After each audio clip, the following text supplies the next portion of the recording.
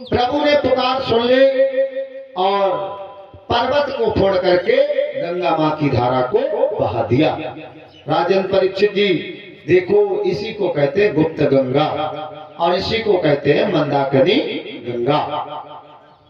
बंधुओं, जल भर लिया और अपने स्वामी के प्राणों की रक्षा कर दी। अब तो सभी लोग सुखी हो जाते हैं, जीव जंतु सब। राजन परीक्षित जी आज देखो, देवर्षि नारद जी ये सब देख करके अब तो अनुसुईया माँ की जय जयकार करने लगे। अनुसुईया माँ तेरी जय हो, अनुसुईया माँ तेरी जय हो। जय जयकार करते हुए स्वर्ग में पहुंच गए। महाराज इंद्र कहने लगे, भगवान कभी आप किसी की जय जयकार करते हो, कभी किसी की जय जयकार करते हो, आज तुम अनुसुईया माँ की जय जयकार कैसी कर रहे हो? कहा इस समय वो तीनों लोकों में सबसे बड़ी देवी है। तो क्या वो वैकुंठ की देवियों से भी बड़ी है? हाँ, इस समय तो वैकुंठ की देवियों से भी सबसे बड़ी पतिव्रता है अनुसुईया माँ। राजन कहने लगे, बताओ तो बता दूं और बताओ तो दिखा दूं। सभी कहने लगे, भगवान अगर आप बताओगे तो सत्य ही बताओगे, अगर आप दिखा देते तो ज्यादा अच्छा होता। तो कहा कोई बात नहीं, जब समय आएगा तो हम तुम्हें दिखाएंगे। राजन परीक्षित जी वहां से वो चले आए। इधर एक दिन क्या हुआ, सुबह सुबह 4 बजे का वक्त है और लक्ष्मी जी बिल्कुल नगन स्नान कर रही हैं। वैकुंठ में सुबह 4 बजे कोई जाता ही नहीं है स्नान घर में। बंधुओं, देवर्षि नारद जी आए, आज वीणा नहीं बजाया, चुपचाप आए और माँ के चरणों में सिर झुका दिया और कहने लगे, अरे माँ आप यहाँ स्नान कर रही हो, हमने तुम्हें पूरे वैकुंठ में ढूंढा, तुम यहाँ हो। एकदम लक्ष्मी जी वस्त्र पहनने लगी, कहने लगी, नारद पहले आते थे तो गाते बजाते हुए आते थे, आज तुम ऐसे ही चले आए, कुछ बोले नहीं। तो क्या हुआ माँ? अरे मैं बिल्कुल नगन स्नान कर रही थी। बंधुओं, वो कहने लगे, माँ इसमें क्या भेदभाव की बात है? चाहे तो माँ के सामने पुत्र नगन हो या पुत्र के सामने माँ नगन हो, इसमें कोई भेदभाव की बात नहीं है। अब तो लक्ष्मी जी कहने लगी, इतने बूढ़े हो गए और तुम्हें ऐसी बातें करते शर्म नहीं आती? माँ तो मैंने सब समझ लिया। तो क्या समझ लिया? कि तुम कितनी बड़ी पतिव्रता हो। अच्छा, हमसे भी बड़ी कोई पतिव्रता है? हाँ, अनुसुईया माँ अभी तीनों लोकों में सबसे बड़ी पतिव्रता है। बहका दिया, लक्ष्मी जी बैठ गई। राजन परीक्षित जी और वहां से वीणा उठाया, नारायण नारायण पुकारते हुए अपनी माता ब्रह्माणी के पास आ गए। ब्रह्माणी से भी ऐसे अटपटे शब्द बोले। बंधुओं, अब तो ब्रह्माणी भी बहक जाती है। राजन परीक्षित जी वहां से वीणा उठाया, नारायण नारायण पुकारते हुए कैलाश पर्वत पर पहुंच गए और पार्वती मां को भी बहका दिया।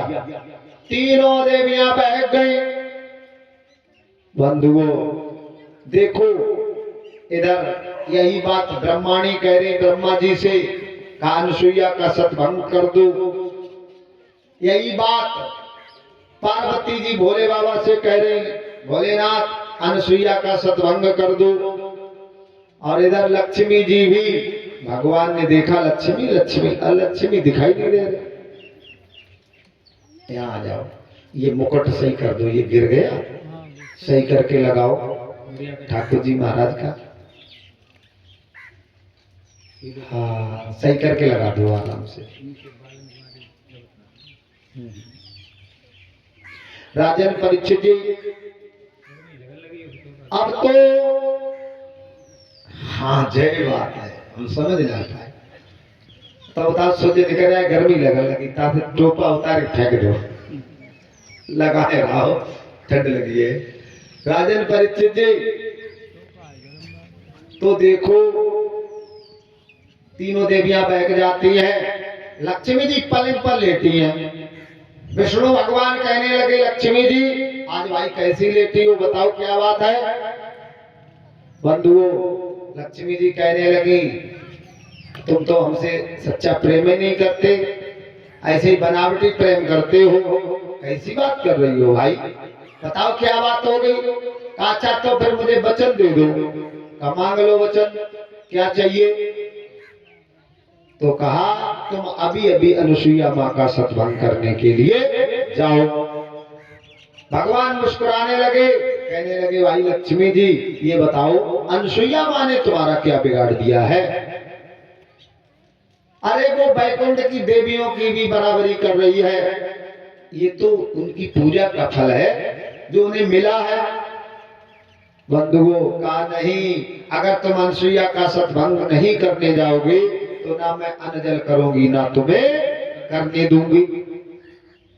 भगवान ने कहा कोई बात नहीं, हमने वचन दिया है तो हम जरूर जाएंगे, लेकिन ये नहीं कह सकते अनुसुईया माँ का सत्य चला जाए या ना चला जाए।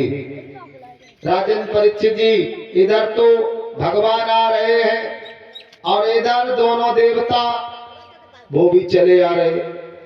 शंकर भगवान सोचे ब्रह्मा जी के पास चलेंगे और ब्रह्मा जी सोचे शंकर भगवान के पास चलेंगे, कुछ ना कुछ उपाय निकालेंगे। बंधुओं दोनों देवता आ रहे, बीच रास्ते ही मिल गए, दंडवत प्रणाम हुआ। शंकर भगवान कहने लगे पितामह आप कहाँ जा रहे हो। कहा भोलेनाथ हम तो आप ही के पास आ रहे। कहा क्यों भगवान। कहा हमारी देवी रूठ गई है, वो कहती है अनुसुईया का सत्संग कर दो। शंकर भगवान कहने लगे यही तो हमारी भी पार्वती कह रही है। कहा फिर क्या करोगे। कहा चलो बैकुंठ बिहारी विष्णु भगवान के पास चलेंगे। अब विष्णु भगवान पहले ही तैयार आने के लिए। राजन परीक्षित जी वो भी सोच रहे कि ब्रह्मा से मिलेंगे, शिव जी से मिलेंगे, कोई ना कोई उपाय जरूर निकलेगा। आ रहे उधर से भगवान और इधर से दोनों देवता जा रहे, कोई किसी के धाम में नहीं पहुंचा, बीच ही रास्ते में मिल गए। दंडवत प्रणाम हुआ। भगवान कहने लगे अरे भाई तुम दोनों देवता मिलकर के कहाँ जा रहे हो। कहा भगवान हम तो आप ही के पास आ रहे। कहा हम भी तो आपके पास आए। तो कहा भगवान क्या बताएं, बड़ी भारी समस्या है। क्या समस्या है पहले आप लोग बताओ। कहा हमारी देवियां रूठ गई हैं, वो कहती हैं अनुसुईया का सत्संग कर दो। अब तो मुस्कुराने लगे विष्णु भगवान, समझ गए। कहा अरे हमें मालूम पड़ता है किसी बड़े देवता की इसमें करामात है। का क्या बताएं, हमारी भी तो लक्ष्मी जी रूठ गई, उनने तो पलंग से मुड़ो ना उपास हो। वो भी तो यही बात कह रही है कि अनुसुईया का सत्संग कर दो, नहीं तो ना अन्न जल करूंगी ना तुम्हें करने दूंगी। तो क्या करोगे भगवान। कहा चलो चलेंगे। तो आज भेष बदल लिया, तीनों देवता 80-80 वर्ष के महात्मा बन गए, 1.5 हाथ की दाढ़ी लटक रही है और आ रहे हैं। सुबह 4 बजे का वक्त है और अनुसुईया माँ के दरवाजे पर आकर के नारायण हरि बोला माता भिक्षाम देही। माता अनुसुईया के द्वार भिक्षा मांगे हाथ पसार, ब्रह्मा विष्णु शंकर जी आए हैं द्वार पर। माता अनुसुईया के द्वार भिक्षा मांगे हाथ पसार, ब्रह्मा विष्णु शंकर जी आए हैं द्वार पर। आज नारायण हरि बोल दिया माता भिक्षाम देही। राजन परीक्षित जी आज माँ आ रही है। अनुसुईया बोली आओ साधु महात्मा, ये लो मैं भिक्षा लाई, ले लो धर्मात्मा।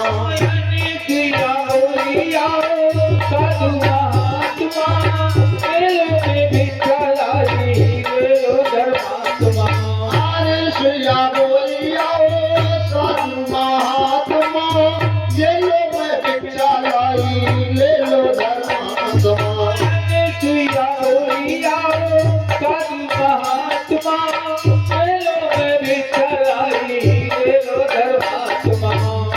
तीनों बोले हैं एक बार ऐसी इच्छा न स्वीकार। ब्रह्मा विष्णु शंकर जी आए हैं द्वार पर।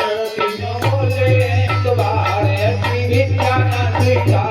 ब्रह्मा विष्णु शंकर जी आए हैं द्वार पर। माता अनसुईया के द्वार भिक्षा मांगे हाथ बजार। ब्रह्मा विष्णु शंकर जी आए हैं द्वार पर। माता अनसुईया के द्वार भिक्षा मांगे हाथ बजार। ब्रह्मा विष्णु शंकर जी आए हैं द्वार पर। राजन परीक्षित जी आज माँ थाल में कंद फल भर करके लाई और कहने लगी लो महाराज। तीनों देवता कहने लगे नहीं माँ मुझे ऐसी भिक्षा नहीं चाहिए। तो फिर तुम्हें क्या चाहिए बताओ। कहने लगे माँ हमारी एक शर्त है अगर तुम्हें मंजूर होगी तब तो हम तुम्हारे यहाँ रुकेंगे अन्यथा किसी और दरवाजे पे जाकर के अलग जगाएंगे। तो क्या शर्त है तुम्हारी। हो करके वस्त्रहीन भोजन बनाओ आज अपने ही हाथों से मुझको खिलाओ आज। हो करके वस्त्रहीन भोजन बनाओ आज अपने ही हाथों से मुझको खिलाओ आज। हो करके वस्त्रहीन भोजन बनाओ आज अपने ही हाथों से मुझको खिलाओ आज। हो करके वस्त्रहीन भोजन बनाओ आज अपने ही हाथों से मुझको खिलाओ आज। मेरा वचन करो स्वीकार वरना सौंप करो इनकार। ब्रह्मा विष्णु शंकर जी आए हैं द्वार पर। मेरा वचन करो स्वीकार वरना साफ करो इनकार। ब्रह्मा विष्णु शंकर जी आए हैं द्वार पर। माता अनसुईया के द्वार भिक्षा मांगे हाथ बसार। ब्रह्मा विष्णु शंकर जी आए हैं द्वार पर। माता अनसुईया के द्वार भिक्षा मांगे हाथ बसार। ब्रह्मा विष्णु शंकर जी आए हैं द्वार पर। तीनों देवता कहने लगे माँ आप बिल्कुल नगन होकर के भोजन बनाओ और अपने हाथों से खिलाओ। आज माँ धर्म संकट में पड़ जाती है। करती विचार मैया मेरे परमात्मा फंसी धर्म संकट में आज मेरी आत्मा। करती विचार मैया तेरे परमात्मा फंसी धर्म संकट में आज मेरी आत्मा। करती विचार मैया मेरे परमात्मा फंसी धर्म संकट में आज मेरी आत्मा। करती विचार मैया मेरे परमात्मा फंसी धर्म संकट में आज मेरी आत्मा। मन में करती है विचार मेरी पतिरा को करतार। ब्रह्मा विष्णु शंकर जी आए हैं द्वार पर। मन में करती है विचार मेरी पतिरा को करतार। ब्रह्मा विष्णु शंकर जी आए हैं द्वार पर। माता अनसुईया के द्वार भिक्षा मांगे हाथ पसार। ब्रह्मा विष्णु शंकर जी आए हैं द्वार पर। माता अनसुईया के द्वार भिक्षा मांगे हाथ पसार। ब्रह्मा विष्णु शंकर जी आए हैं द्वार पर। आज राजन परीक्षित जी माँ धर्म संकट में फंसी हुई है। क्यों 80-80 वर्ष के महात्मा और कहते हैं हमें नगन होकर के भोजन कराओ।